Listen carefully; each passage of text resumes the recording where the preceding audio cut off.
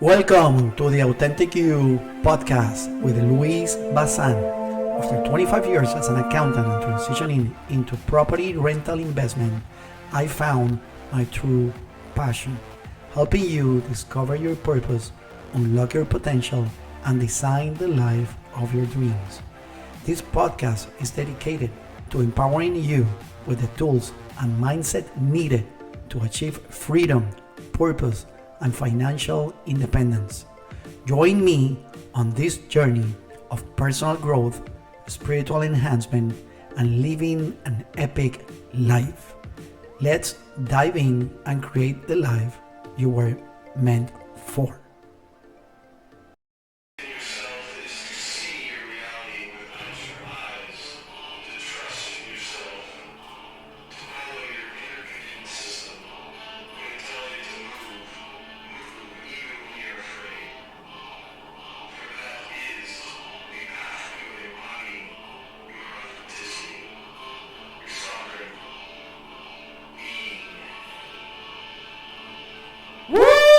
Welcome to the Authentic You!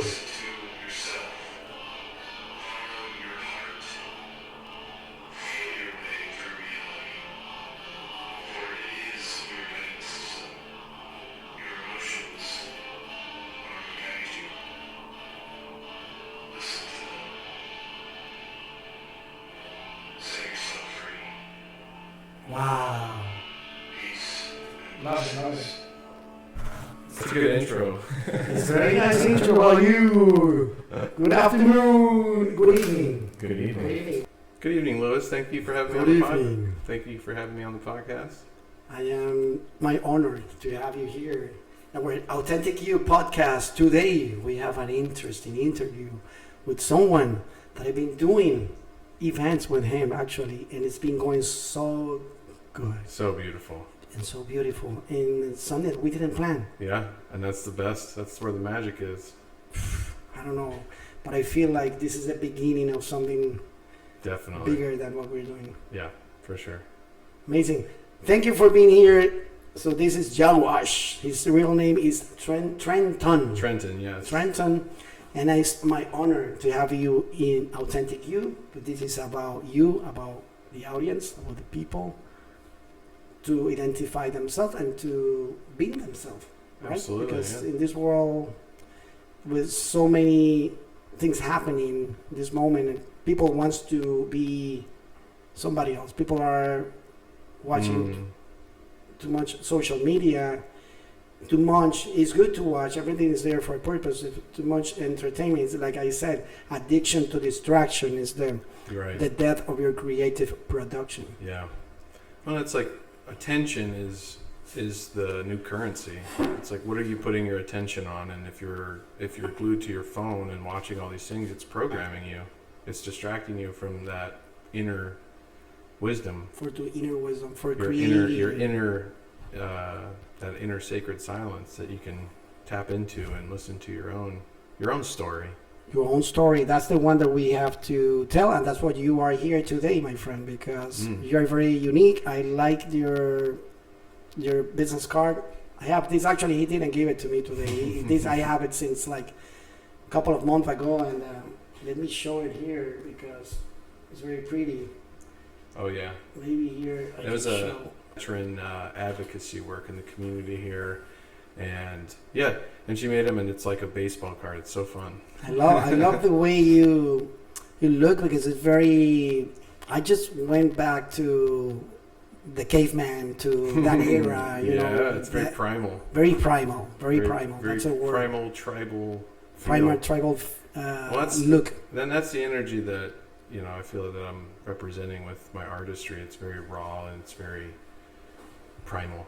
Primal and very strong, because it looks very strong because of the baston. How do you say baston in English? The staff. Yeah. The staff. That's a big old chunk of driftwood I found in the Florida Keys. Wow. It's beautiful staff. I actually have another staff in my car I need to show you later that I did a wood burning tip. It took me like 10 hours, but I carved all over it. It looks super cool. It looks very beautiful. Yeah. Yeah, amazing. We know each other because we are in the same place doing presentations. Where I was doing my dancing classes, and also events that have stretching, Mm-hmm. dancing. And I remember that's what we met in the center, because that's in St. Pete Beach. Yeah. And we start like that, and one day we said, hey, let's do an event, and we already did the event, and it was beautiful, it was wonderful, and we are working now in other projects trying to figure it out. All the things that will work for the people to, like I said, always, at least in my case, I said to everyone in my class, I said, more than footwork and more than beautiful steps and dancing. Yeah, we're there. We want to show you how to move the smooth, because that works for your body and for you and your connection. But more than that is the connection with yourself. Right. Yeah. Can you tell me a little bit about that, because you are the primal. Yeah, well, that's so a little more about myself. So with Jaguahh, it's a multidisciplinary artist. So I have several creative outlets. I'm a movement facilitator. So I teach conscious functional movement and embodied movement. And what that means is really getting into your body and feeling. So it's more so training body awareness. And a lot of the things that I teach, it's really just inspiring people to explore movement. So teaching them certain patterns, very basic patterns, but then giving them textures to explore, of like hard and soft movements, holding tension as you rotate your neck, and then releasing that tension, feeling or that hard or soft, and then listening to your body's intelligence, because your body has intelligence. Yeah, it tells you what you need to do in the movement to soften, to have grace. And that's really what I preach is, quiet is quality movement. Move like a big cat. Move like soft but firm. Authoritarian, but at the same time smooth. And I mean, more into the direction to giving. They know what they're gonna do. The next move, but they do it very smooth, very soft. That's what we were talking. Like I was saying to you last day. It's beautiful combination. Like for the first step, like you are actually the like the bridge. Who people who don't know don't have body awareness, don't have very little body awareness, and know very little about movement. Instead of going for dancing, this is it. This is the method to go first. Right. Do a class with you, or they can do simultaneously. But let's say 1 year with you, 2 years, they rise their level of awareness in their body and how to move. Yeah. And because the dance I do, that is souk, the Brazilian souk I teach, and is very, you saw it, very smooth, very, very soft, and it requires those steps. Yeah. And we don't teach those. Sometimes I give them like let's step, but those are the primary way to go. Right. Let's do just step. Let's just walk forward. And how you're going to walk? Right. You're going to walk very like into like a elephant, very heavy, or you're gonna walk like a jaguar or like a cat. Real soft but firm. Yeah. No, I see that. I see that I could. What I'm doing is very much bridging that, and what I see with my artistry, it's really kind of what I'm creating with my music shows. It's not really, in my life, I haven't really been to a lot of music festivals or concerts really, and I think I didn't experience that because of where I am now. It's like stepping into this space as an artist. Now I don't have that experience to kind of mold, so I feel like that's why what I'm creating is very unique, because it's immersive. So I very much want the audience to feel comfortable dancing, so I get out on the floor and lead them through embodied movement, like a body scan before I even start performing. And so everybody's like really in their body, and then I'm looking at them in the eye, mirroring that calm frequency Mm-hmm. and that safety Mm-hmm. while we're moving, and then they loosen up, and then they feel safer in their body, and then we take it to the next step. We start layering body awareness, and with my loop station, I start making these patterns, and then, it's starting to connect those neural pathways. People are a little more deeply connected in their bodies, and then we have fun, and then I play music, and then we dance. But what I see is, that's it. It's a bridging for people who have like zero body awareness, where they're just completely clunky. And then you slow it so down. And in the music I create, it's very trance state. It's very slow.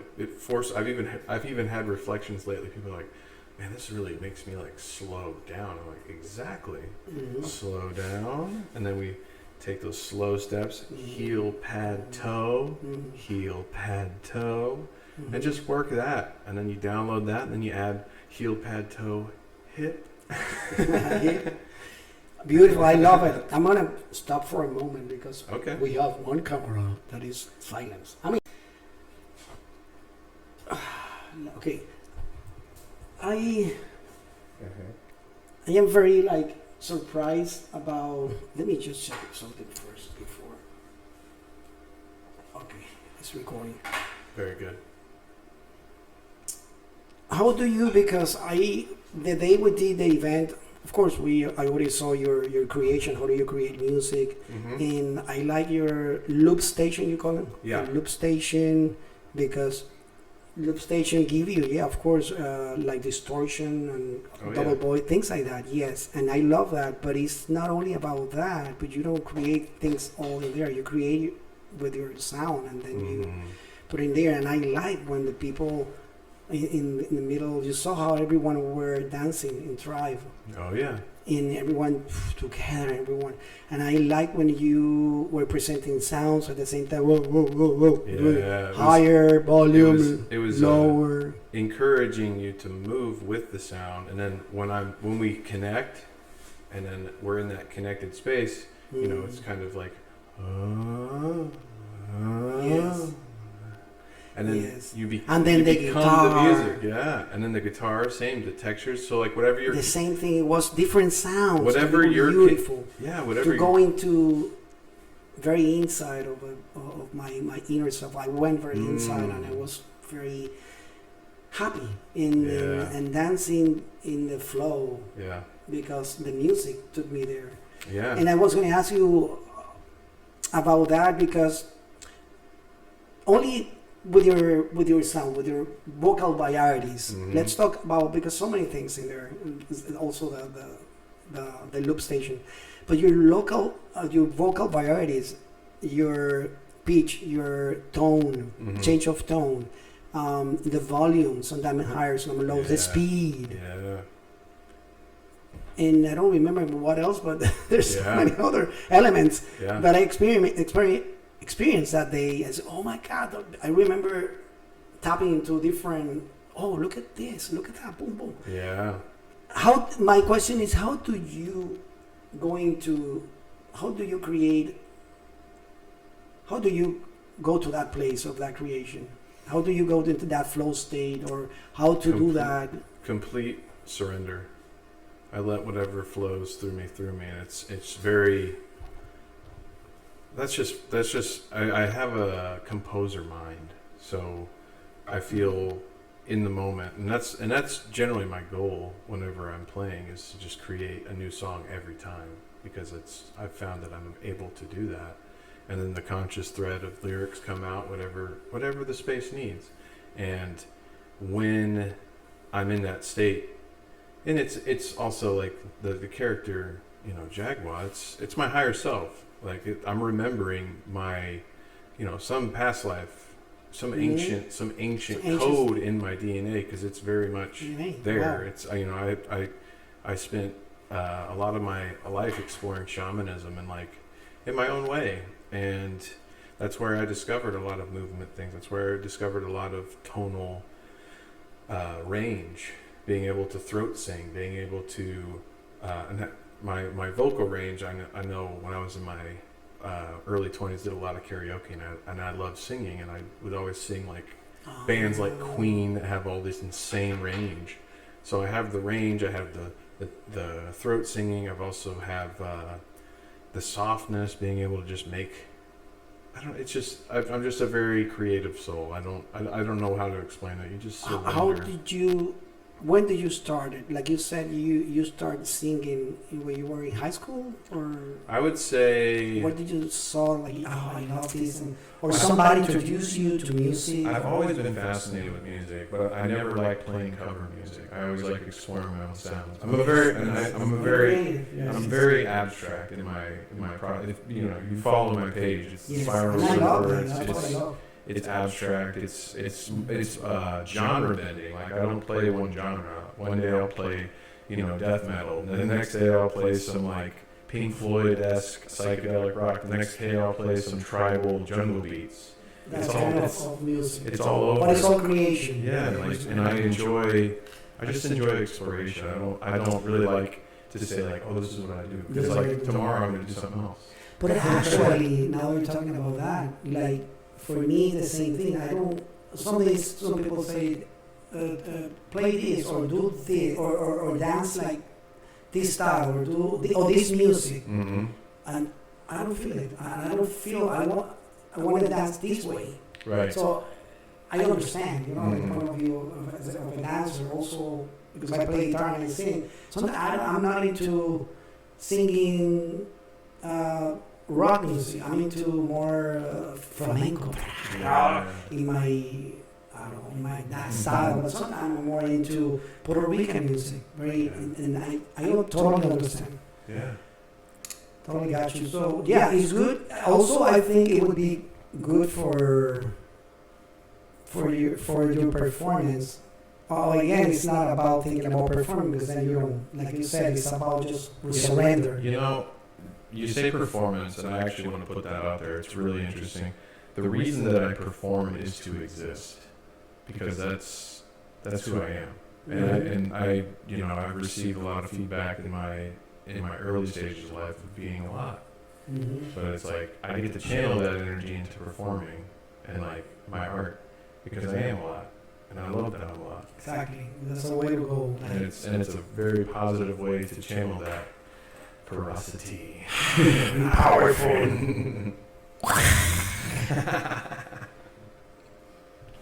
Very powerful. And we have here, I brought it for you because I need Oh, yeah. That's awesome. Right here. You brought the Jaguahh. The Jaguahh. That's where you get inspired mostly, right? Oh, yeah. From the Jaguahh. The Jaguahh is so graceful. Ferocious grace. With so much grace. Yeah. He walks in soft. In the chaos of the jungle. Like, they walk in a way that there's no weed or, what do you say, like the grass, it's no sound.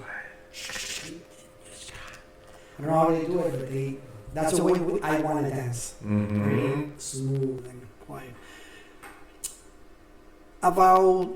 Talking about when I say performance also, I mean like, because talking about that word, like, oh, it's a beautiful performance, or it's a beautiful, I don't know if it's the word to say it in English. I just don't know too many words, and I say performing. Yeah. Making an act. That's right. what I think about performing.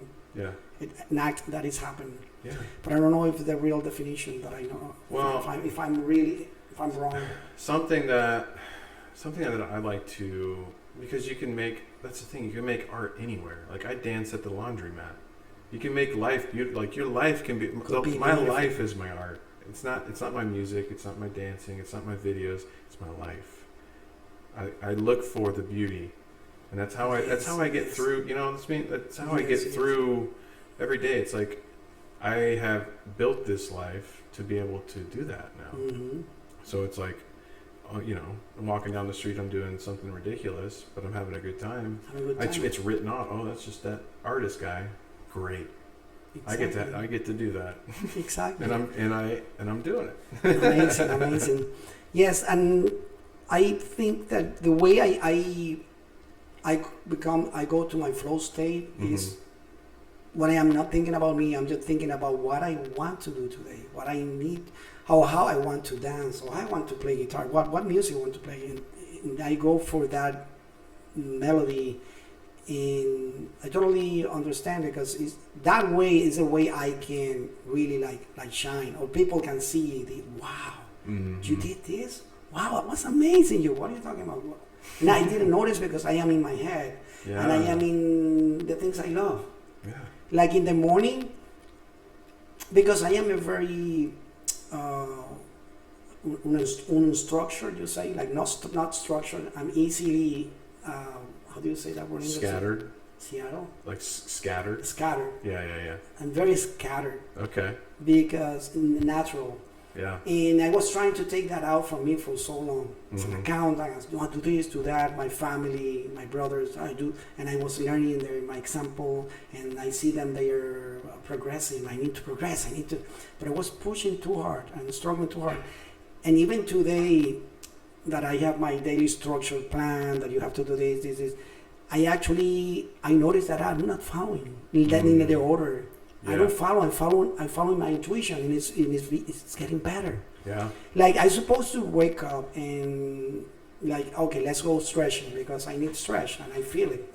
But even if I feel to stretch, I just go to the garden. I just want to walk in barefoot, and I go and see my papaya tree and the fruit, and just look at them, lay down, go in my knees. I get very dirty sometimes, and when I finish, I'm like, oh my God, I'm like into my plants, and then I move to the next plant, and to the next plant. And you saw how many plants I have, more than 30 plants. So I go to one by one, looking at them, admiring only, I don't know, the small flower, the bees that came, and I don't do that because I want to get creative, want to do that like people read, or I do it because I feel it, and I just move.